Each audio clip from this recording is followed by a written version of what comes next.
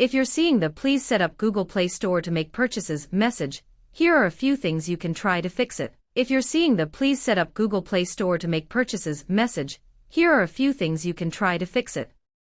First, open the Google Play Store and make sure you're signed in with a Google account. If you're not signed in, log in and try the purchase again. Next, open the Play Store, tap your profile icon, and go to Settings. Under Payments and Subscriptions, check that you have a valid payment method added to your account. If a payment method is already added, try removing it and adding it again. This can refresh your billing information and resolve account-related issues.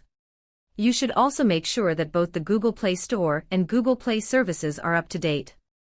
Open the Play Store and install any available updates. If the error continues, open your device settings, go to Apps, select Google Play Store, then open Storage and tap Clear Cache.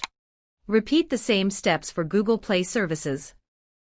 After that, restart your device and try making the purchase again. If you're still unable to complete purchases, check that your account's country or region matches your payment method and contact Google Play support for additional help. If this tutorial helped you, don't forget to like, share, and subscribe for more tech tips and tutorials.